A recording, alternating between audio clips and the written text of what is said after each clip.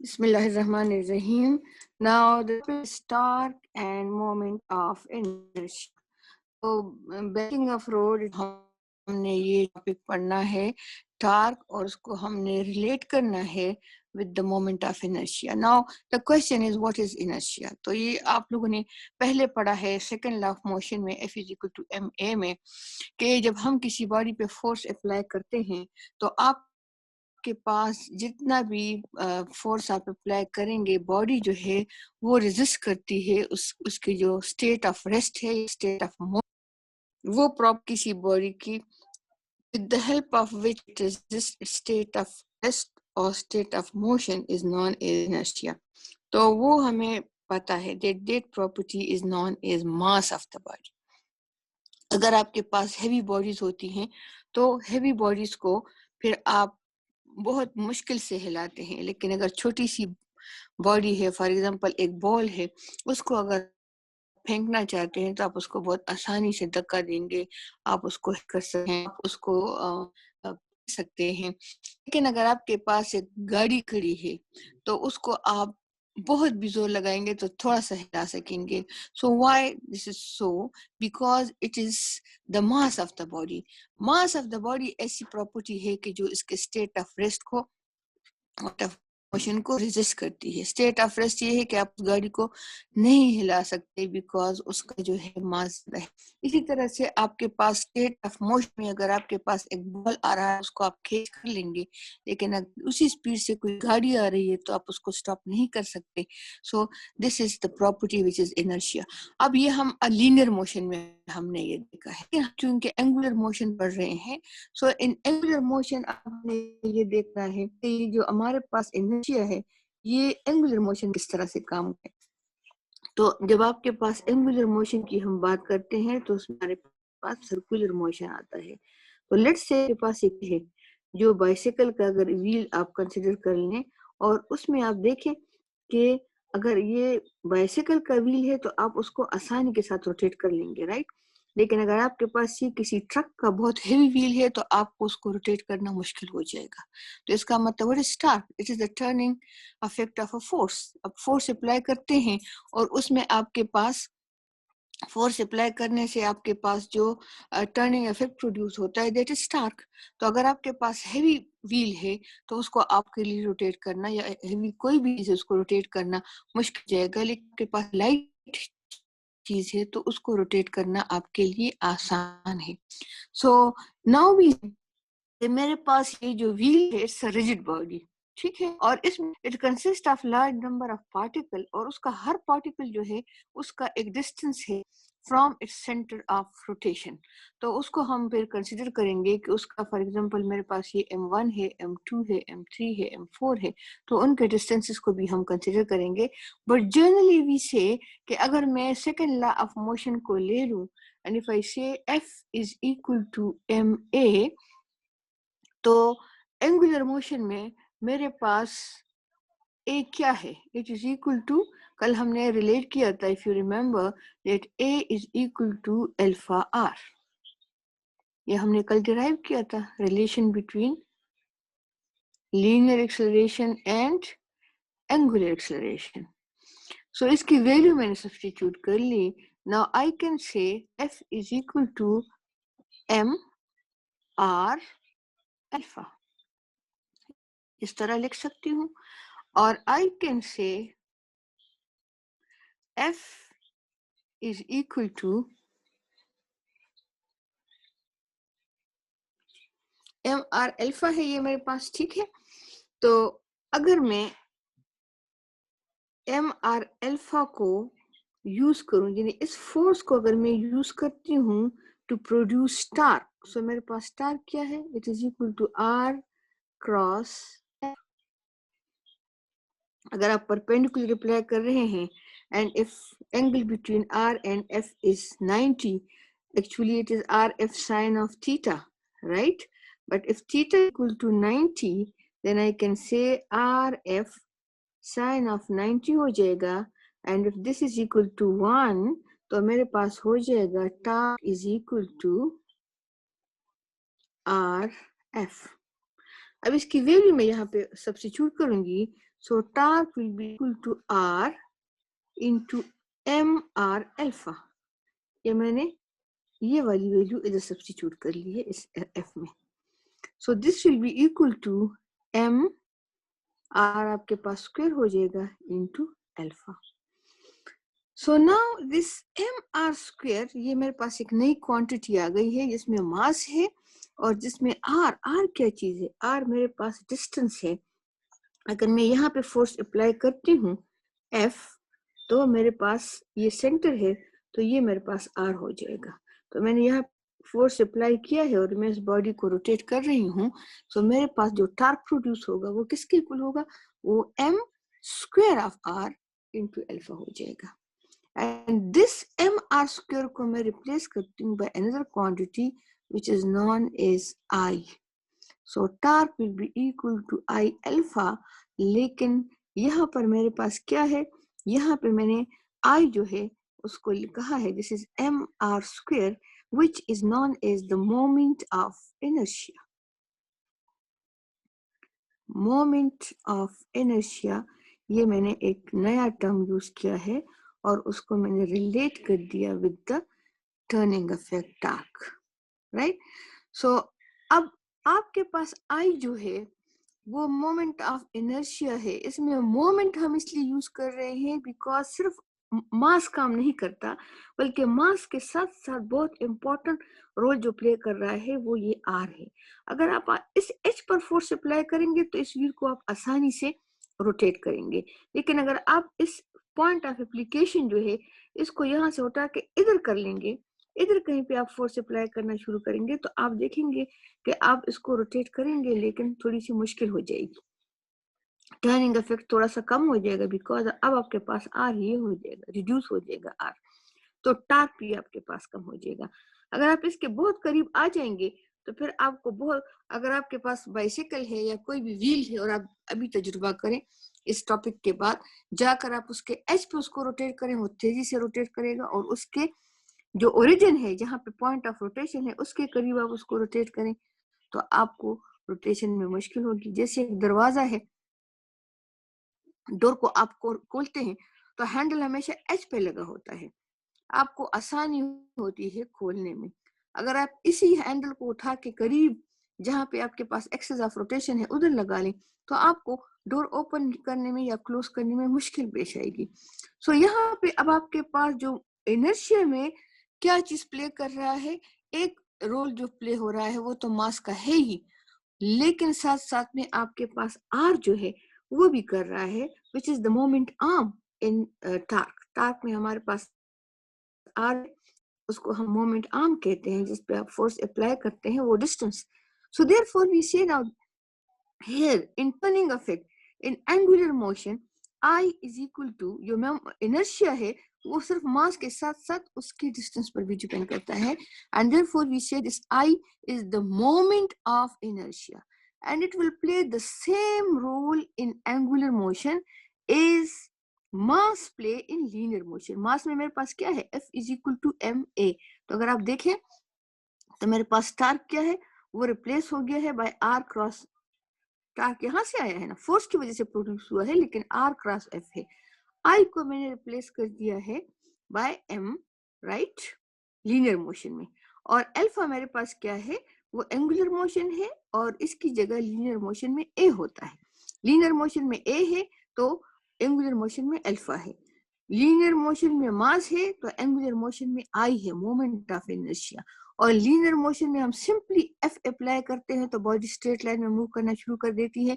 लेकिन turning effect में हम कहते हैं कि इसी फोर्स को जब हम किसी मोमेंट आर्म के अक्रॉस अप्लाई करते हैं तो तब आपके पास रोटेशन प्रोड्यूस होती है. So this is how torque is related with the moment of inertia, and we say that in this case this moment of inertia I, ये मेरे पास क्या प्ले कर रहा है role? This plays the role of inertia. ठीक है. और आपके पास लीनियर मोशन में m जो है वो प्ले कर रहा है.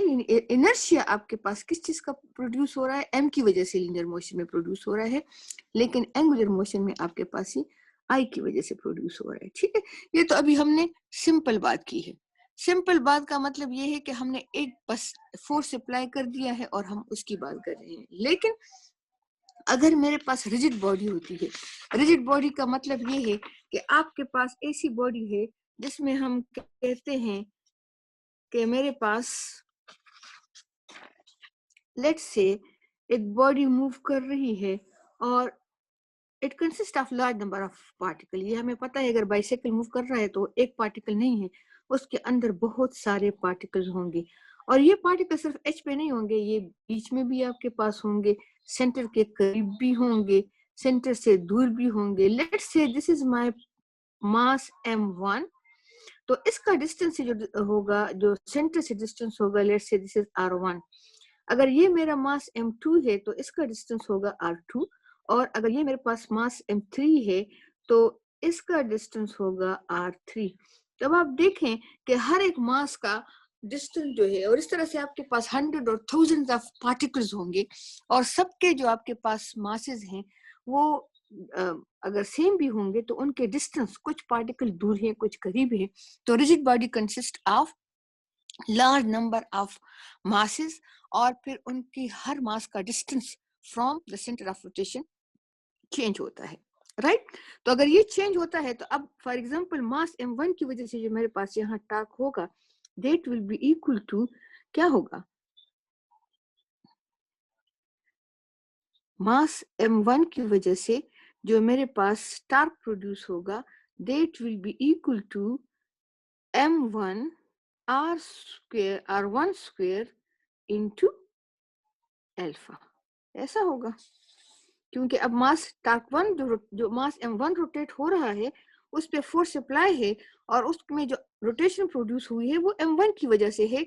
तो यहाँ पे हमारे पास ये आ जाएगा, torque one will be equal to m1 r1 square into alpha, and mass m2 के लिए मैं लिखूंगी that it will be equal to m2 r2 square alpha, and similarly torque 3 particle 3 पर जो होगा वो मेरे पास m3 r3 square alpha and so on. अगर आपके पास 100 पार्टिकल्स हैं तो उसके टार्क 100 आप ले लें, और अगर आपके पास 1000 है तो जितनी भी आपके पास हैं, लेट्स से टार्क n कोई भी है, so it will be equal to mn rn square alpha, right.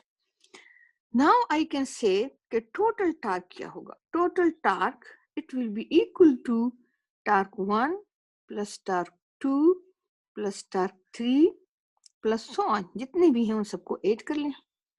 So torque is equal to torque 1 के लिए मैं लिखूंगी यहाँ पे that this is m1 r1 square alpha plus m2 r2 square alpha and plus so on. And at the end I can say that it is sum of all mi ri square alpha, sum of all। Alpha constant है, उसको तो alpha 1 alpha 2 alpha 3 की जरूरत नहीं है, क्योंकि सारे particle same angular velocity के साथ मूव कर रहे हैं। ये नहीं है कि एक कम मूव कर रहा है दूसरा ज्यादा मूव कर रहा है, नहीं, उनकी एंगुलर स्पीड सेम है, उनकी एंगुलर एक्सेलरेशन सेम होगी। सिर्फ हर एक पार्टिकल का मास और उसका डिस्टेंस जो है from the centre of rotation different होगा। देयरफॉर ये वाला जो फैक्टर है इसको मैंने सम अप किया है, sum of all M I R I square. I क्या चीज है, I is equal to 1 to n, यानी आपके पास अगर n 10 है, 10 पार्टिकल्स आप ऐड कर रहे हैं तो आपके पास i is equal to 1 to 10 होगा, m1 plus m2 plus m3 so on up to m10। इसी तरह से अगर आपके पास n 100 पार्टिकल्स मौजूद हैं, वैसे तो थाउजेंड्स और बिलियंस ऑफ पार्टिकल होते हैं, लेकिन ये हम समझने के लिए कर रहे हैं कि अगर कम है 100 है तो आपके पास n जो है वो 100 हो जाएगा। तो ये पार्टिकल कोई जो है इस तरह नहीं करता कि गिनता है और उसको रखता है और उसके डिस्टेंस नापता है, लेकिन ये फार्मूला आपके लिए डिराइव हुआ है कि इन सब पार्टिकल्स का जो डिस्टेंस है उस सब को हम एक ही चीज से रिप्रेजेंट करते हैं, which is known as moment of inertia, which is I alpha. अच्छा, अब ये बात है कि हर बॉडी जो रोटेट हो रही है वो सर्कुलर शेप में नहीं होगी, कुछ आपके पास एक्सक्यूज मी, कुछ आपके पास सिलेंडर शेप में होंगे, कुछ आपके पास शेप में होंगे, कुछ जैसे एक ब्रीफ केस है उसको आप रोटेट करना चाहें, उसका अपना एक मोमेंट ऑफ इनर्शिया होगा। अगर आप सिलेंडर को रोटेट करते हैं उसका अपना मोमेंट ऑफ इनर्शिया होता है। अगर आप स्फीयर को करते हैं उसका अपना मोमेंट ऑफ इनर्शिया होता है। अगर आप एक रिंग को रोटेट करते हैं तो उसमें सारे पार्टिकल एजेस पे होते हैं, सेंटर बिल्कुल खाली होता है। अगर आप एक डिस्क को लेते हैं तो उसका, क्योंकि उसकी शेप, उसकी पार्टिकल की डिस्ट्रीब्यूशन डिफरेंट है। हर एक पार्टिकल कहीं पे मास ज्यादा लाई कर रहा है, कहीं पे मास कम है, कहीं पे बीच में कोई बॉडी थिक होगी और साइड पे उसकी मास कम होगा, लेकिन डिस्टेंस ज्यादा होगा सेंटर से कम पार्टिकल का। और जो बाकी ज्यादा मास है उनका डिस्टेंस जो है वो कम होगा सेंटर से। तो जितने जो भी आपके पास किसी बॉडी की शेप होती है उसके लिहाज से उसका मोमेंट ऑफ इनर्शिया होता है। एक व्हील को रोटेट करना बहुत आसान है, एक स्क्वायर बॉडी को रोटेट करना थोड़ा सा मुश्किल हो जाएगा। फिर हम देखते हैं कि सिलेंडर है वो आपके पास रोटेट होता है, वो दूसरी तरीके से रोटेट होगा। अगर आपके पास एक रिंग है उसको आप रोटेट करेंगे, उसकी रोटेशन डिफरेंट होगी। सो दैट्स व्हाई वी से कि जो भी आपके पास बॉडी रोटेट कर रही है वो उसकी रोटेशन, उसकी टार्क जो है वो ग्रेटली डिपेंड करती है on its moment of inertia. और मोमेंट ऑफ इनर्शिया में क्या चीज इंपॉर्टेंट है, उसमें मास इंपॉर्टेंट है, साथ में उसकी distribution. What is MIRI? MIRI show कर रहा है कि आपके पास सारे पार्टिकल किस तरीके से डिस्ट्रीब्यूट है। अगर ये मैंने सर्कल शेप में कोई व्हील दिया हुआ है, उसमें आप देखें बाइसिकल का अगर व्हील है तो उसमें आपके पास ये साइड्स पर सारा मास होगा, बीच में आपके पास देखें इस तरह की कोई वो लाइंस भी लगी होती हैं जो तीलियां टाइप होती हैं, तो इनका मास भी है, राइट। और बीच में ये जगह बिल्कुल खाली होती है, तो अब यहाँ पे कोई मास नहीं है। तो इन पार्टिकल के डिस्टेंसेस पे इन पार्टिकल के डिस्टेंसेस, इसके मुकाबले में अगर मैं एक सिलेंडर ले लूं तो उसमें आप देखें कि सिलेंडर में आपके पास क्या होगा, उसमें आपके पास उसकी डिस्ट्रीब्यूशन कुछ और तरह से होगी। ये उसका सेंटर है और फिर उसके आप देखें मासेस की डिस्ट्रीब्यूशन। तो आपके पास मोमेंट ऑफ इनर्शिया हर बॉडी के लिए डिफरेंट होती है। और आपकी बुक में उन्होंने दिया भी है, टेबल गिवन है, उस टेबल में आपको उन्होंने बताया हुआ है कि मोमेंट ऑफ इनर्शिया जो है वो मुख्तलिफ बॉडीज की मुख्तलिफ होती हैं। आई डोंट नो कि यहाँ पे है, यस। तो यहाँ पे उन्होंने दिया हुआ है कि आपके पास सिलेंडर का जो है वो IMR स्क्वायर है। इसका उन्होंने मोमेंट ऑफ इनर्शिया लिया है that it is MR square. And आपके पास एक डिस्क उन्होंने लिया है इस तरह की बॉडी की, अगर कोई उसको आप रोटेट कर रहे हैं अराउंड इट्स ओन एक्सिस, ये एक्सिस ऑफ रोटेशन है और ये बॉडी आपके पास रोटेट हो रही है, तो ये आपके पास सॉलिड सिलेंडर और डिस्क जो भी होगा उसके लिए उन्होंने कहा है कि I is equal to half MR square. ये उन्होंने सारे पार्टिकल्स को और उनके डिस्टेंसेस को सम अप करके फाइनली एक उसका मोमेंट ऑफ इनर्शिया कैलकुलेट किया है। आप इसको कैलकुलेट नहीं कर सकते, आपको तैयार मिला हुआ है। इसी तरह से आपके पास स्फीयर है जिसमें आपके पास 2/5 MR स्क्वायर, ये स्फीयर की फॉर्म में अगर कोई बॉडी होगी तो उसका moment of inertia I is equal to it is 2/5 MR square. ये मुख्तलिफ जगहों पे हम मुख्तलिफ शेप्स की बॉडीज के लिए आपको गिवन होते हैं। ये एक्सिस ऑफ रोटेशन अगर है तो ये आपके पास उसके मोमेंट ऑफ इनर्शिया आ जाएंगे, राइट। ओके, ये आपका खत्म हो गया moment of inertia and torque. इसके बाद जो है वो है एंगुलर मोमेंटम एंड टॉर्क। आप एंगुलर मोमेंटम, किसी बॉडी के एंगुलर मोमेंटम को अब आप कैसे रिलेट करेंगी विद द टॉर्क, ठीक है। सो हम डिफाइन करते हैं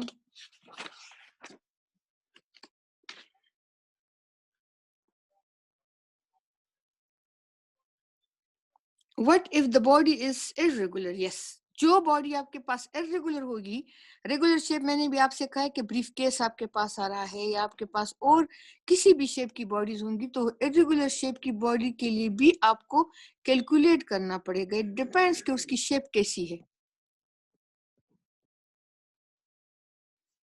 ठीक है।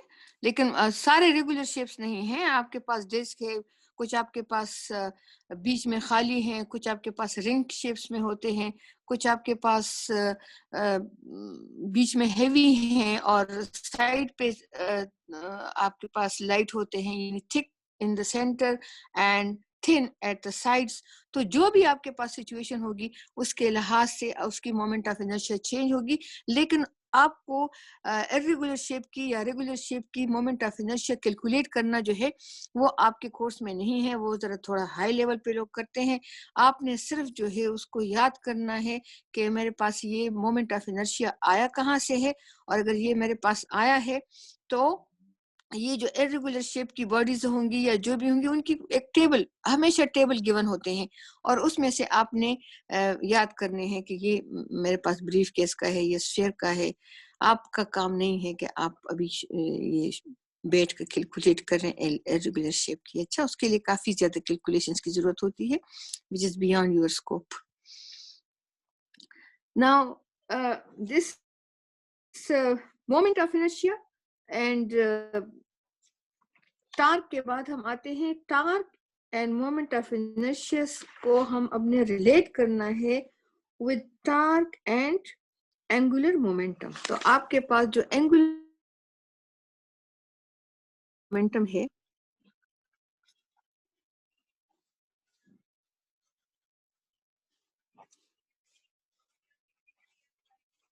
Right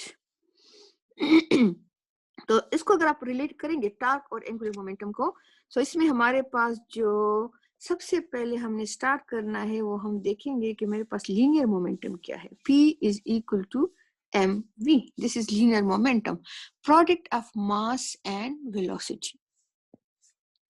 Product of mass and velocity है, so I can say P, if it is P is equal to mv, तो अब अगर मैं एंगुलर मोमेंटम को डिफाइन करूंगी, then I say angular momentum is L and it is equal to R cross P.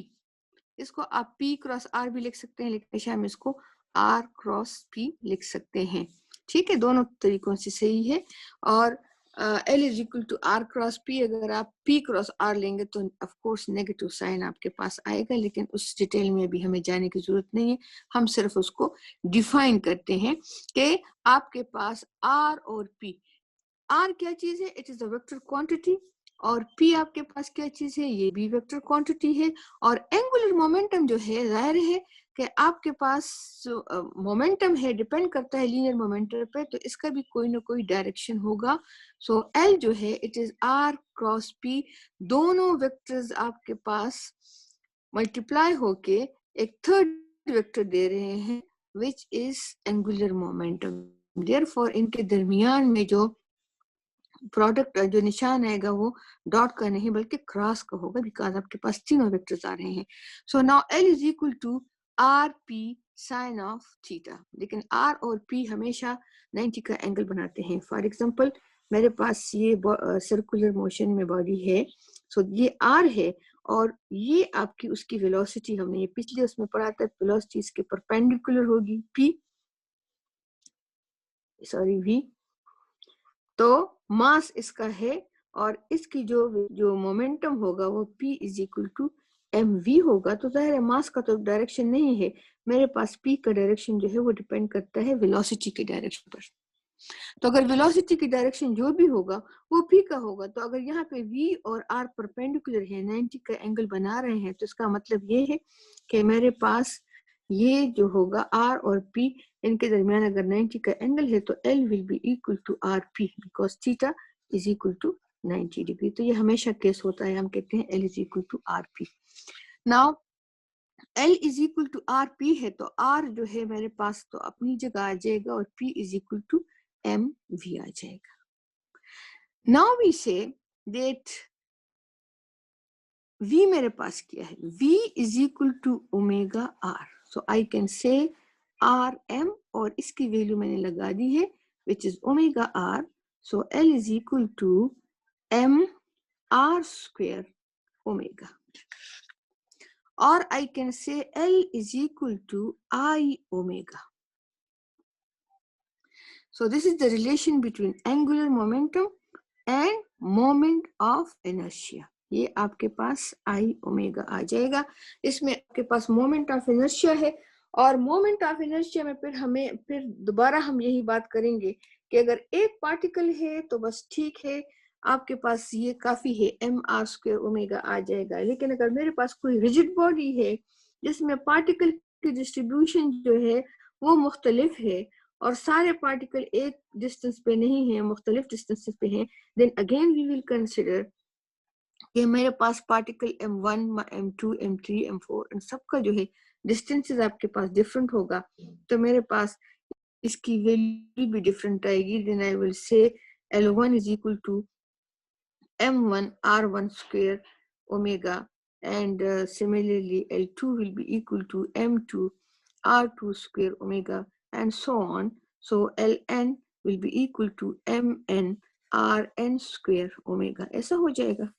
तो अगर ये हो जाएगा तो इसका मतलब ये है कि मेरे पास जो टोटल L होगा वो किसके इक्वल है, L1 plus L2 plus so on, जितने भी L होंगे, and then L will be equal to m1 r1 square plus m2 r2 square omega, and so on. So L will be equal to sum of all mi ri square, and I is equal to 1 to n, और ये आपके पास omega हो जाएगा, and L is equal to I omega. Again वही चीज आपके पास आ गई है। आप सिंगल पार्टिकल के लिए लेते हैं या आप किसी रिजिड बॉडी की, जो आपने भी कहा इर्रेगुलर शेप की बॉडी होगी, तो उसके लिए उसका अपना एक moment of inertia, but it will depend upon the distribution of masses.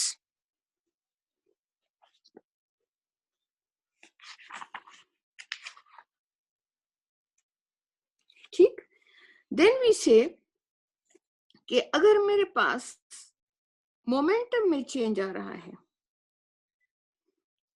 Linear momentum में देयर इज अ चेंज, सो आपके पास एंगुलर मोमेंटम में भी डेफिनेटली चेंज आएगा, बिकॉज मेरे पास लीनियर मोमेंटम और एंगुलर मोमेंटम जो है वो रिलेटेड है। So now I want to go towards conservation of linear momentum and conservation of angular momentum. मेरे पास अभी तक हमने जो पढ़ा था, law of conservation of momentum हमने पढ़ा है, and now is law of conservation of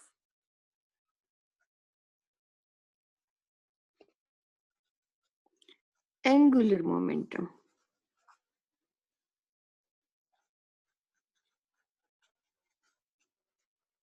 if you remember हमारे पास क्या था, delta e by delta t is equal to 0, ये हमने पढ़ा था last time in linear momentum. So delta p is equal to 0, इसका मतलब है कि p f minus p i is equal to 0, and p f is equal to p i, and this was law of conservation of linear momentum. अब हम जा रहे हैं towards law of conservation of angular momentum, and if I say that L is equal to RP, तो अगर मेरे पास momentum में change आ रहा है एंगुलर मोमेंट में, तो है मेरे पास लीनियर मोमेंटम में भी चेंज आएगा, या अगर मेरे पास लीनियर मोमेंटम में चेंज आ रहा है तो मेरे पास एंगुलर मोमेंटम में भी चेंज आएगा। दोनों एक दूसरे के ऊपर डिपेंड करते हैं, राइट। तो इसको मैं कह सकती हूँ that delta L is equal to R, ये मेरे पास delta P by delta T, अगर मैं दोनों साइड्स को डिवाइड कर लूं डेल्टा T से, कर सकती हूँ। So delta L by delta T will be equal to R delta P by delta T, or I can say that delta L by delta T, this is equal to R, ये क्या चीज है मेरे पास, this is delta P by delta T, if you remember it is the rate of change of momentum is equal to force. So what is RF then? It is equal to torque. So the rate of change of angular momentum is equal to torque. The rate of change of angular momentum is equal to torque. So if torque is equal to 0, if I say torque is equal to the rate of change of angular momentum, जिस तरह मेरे पास था F is equal to rate of change of linear momentum. In the same way, we say torque is rate of change of angular momentum. And if I say R cross F is equal to delta L by delta T, और अगर मेरे पास F जो है वो 0 हो जाए तो मेरे पास ये क्या हो जाएगा, delta L by delta T will be equal to 0. इसका मतलब है कि अगर F 0 हो जाए तो टॉर्क 0 हो जाएगा. अगर आपके पास एक व्हील है और आप उस पर फोर्स अप्लाई नहीं कर रहे तो वो ट्विस्ट होता है, there is no turning effect. लेकिन जब आप फोर्स अप्लाई करते हैं तो टर्निंग इफेक्ट शुरू हो जाता है. Therefore if F is equal to 0 तो टॉर्क 0, तो rate of change of angular momentum जो है वो 0 होगा. और I can say delta L is equal to 0, और I can say that initial angular momentum and minus final angular momentum, ये दोनों जो है इनका डिफरेंस जो होगा वो 0 होगा. और I can say that initial angular momentum should be equal to the final angular momentum, and this is law of conservation of angular momentum.